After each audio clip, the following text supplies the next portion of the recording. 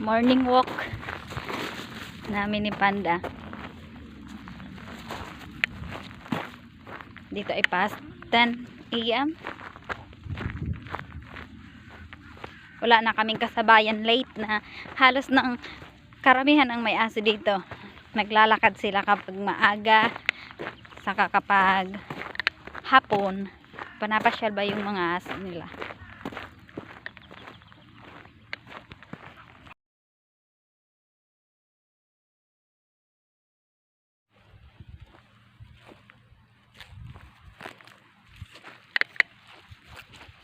Kung napapansin nyo guys, ayun may dagat. Ay, lake. Walking distance lang. Ang mga aso dito guys ay more on indoor. Kaya dyan sa Pilipinas na mga wild, walang may-ari. Dito ang turing nila sa mga aso ay family member. Sa mga susunod na araw guys, ipasyal ko kayo dyan sa dagat. Ikasama ko na si boyfriend. Kasi natakot ako maglakad-lakad mag-isa. Dito kasi hindi gaanong matao. Lalayo ng agwat ng bahay.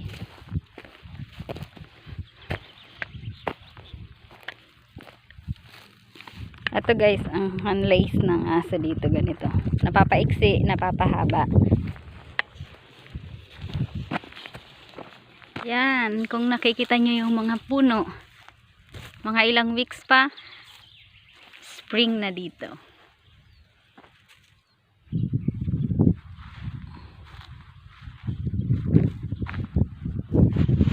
Ayan, ang dog house sa nila boyfriend. Isa lang naman yun si Panda.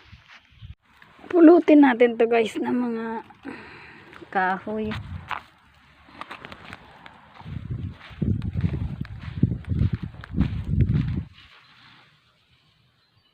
2 hours later. Ayan guys, brown out. Kaya ito ang gagamitin dahil walang kuryente. Dito kasi guys, kahit summer, kailangan mo pa rin ng fireplace kasi sobrang lamig sa loob. Kaya ang loob ng bahay dito, ang daming heater.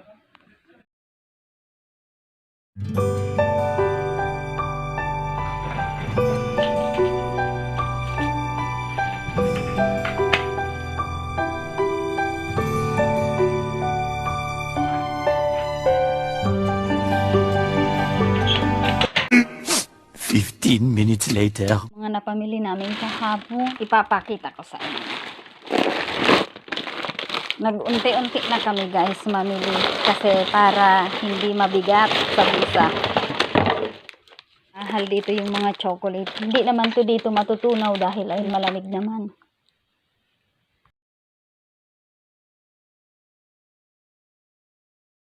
Many minutes later. Patatas. Kasi malapit na naman hapunan. Maliliit lang ang patatas dito. Carrots. Ang papayat. Dito sa kanila dinner ay 3, 4 or 5. Kahit alin doon mamili ka. Heavy meal. Tapos kapag 7 or 8, tinapay, cake. Ayan, lagyan ng asin. Tapos tubig. Itong video ko, halos kadugtong lang nung nakaraan. Ngayon ko lang na-upload. Hindi ko kasi natapos ma-edit.